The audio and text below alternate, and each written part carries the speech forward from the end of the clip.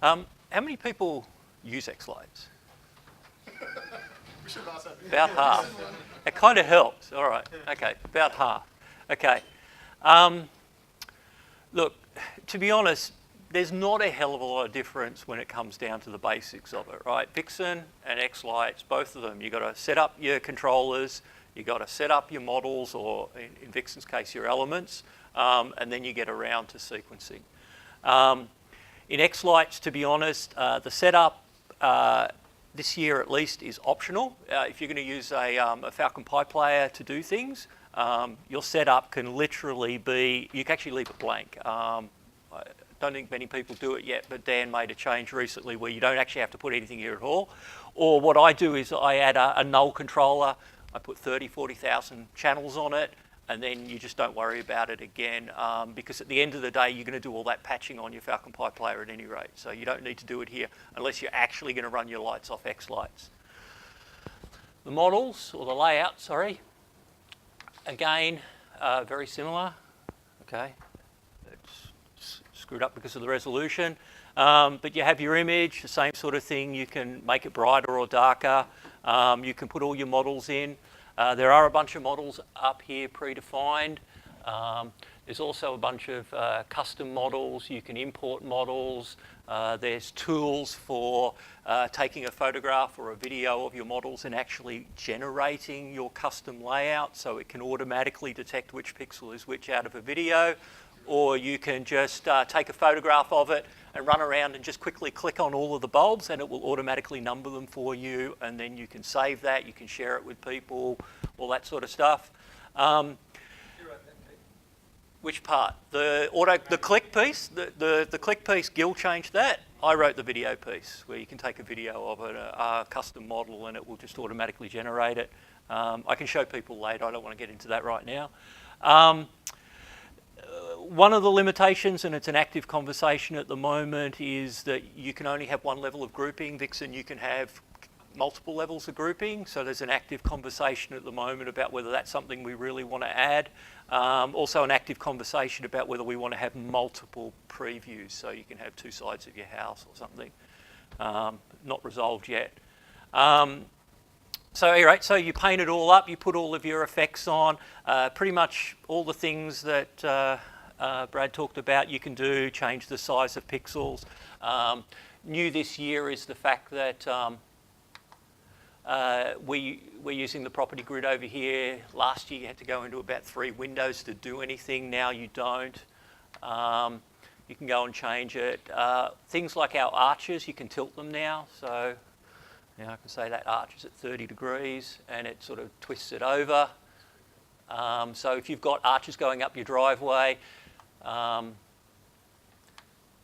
can twist it and bend it so that it actually looks like it is. The concept that XLights uses is it's kind of like you've painted it, and then when XLights puts the effects on it, it actually paints the effects over the top of it. So you can, when you get to it, you can actually wipe an effect over the whole house, and every pixel will react as if it was just painting it. And so that happens because, so having these things on the right angle, etc., means it'll look right when you display it. Anyway, but the layout and the setup are kind of boring because you do it once and it can take a bit of time, but you do it once, right? And unless you change your display elements, you don't have to go into it a great deal. So the key element, of course, is the sequencer. Similar concept. This is very compressed because we're all on one screen. What else can I get rid of? So yeah, it's quite compressed here. Normally you would have 2 or 3 screens going. You spread all these windows out. All of these windows undock. So if you want to see your model preview, you just drag it off or drag it back. Creating a new sequence. You choose whether it's musical or animation. This has gone and created a default 30 seconds. I've got all my models. I can define them in a default view so I don't have to keep adding them back. Up here, you might want some timing. If it's a song, you can go and automatically detect beats and bars and everything else. So all the Audacity features are built straight into XLights. You don't have to go out to Audacity. You do have to install the Queen Mary plugins, but you can do all your timings directly out of here. It used to be last year you had to change your audio files to constant bit rate. It's all gone. Now it does it on the fly. You can manually set your timing marks. You just press the T key wherever you've clicked it and it'll put a timing mark. Go down. I like testing on my matrix.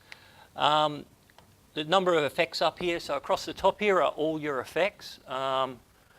This is actually, it says it's version 35, it's actually going to be 36 because there's changes that Gil made last night and I rebuilt this morning. So he's added a new effect called a fill effect.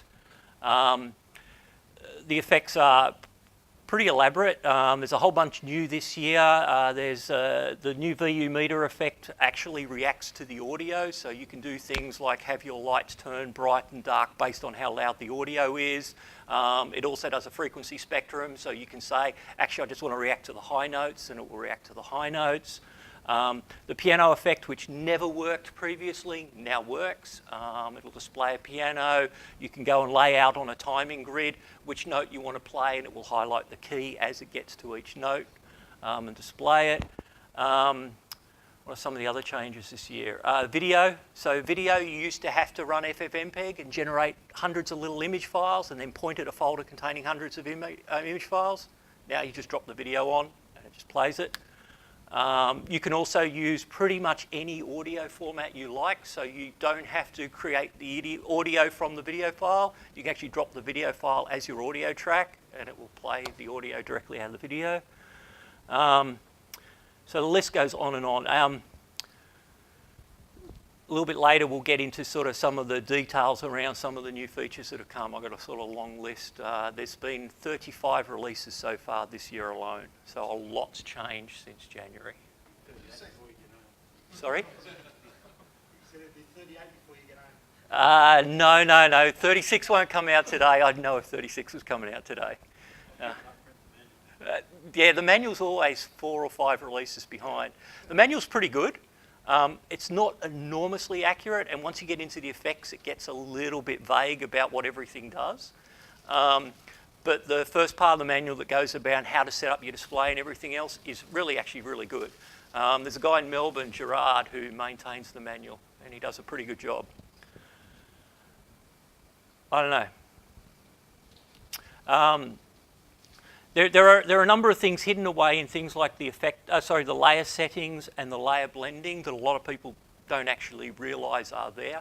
Most people spend all their time worrying about the effect settings and the colours, but pretty much you can flip any effect over using the layer settings. You can blur effects. Yeah, like I said, unless we want to dig in and start to do some things in detail, that's probably enough to give you a feel for it. There's a lot of depth to it.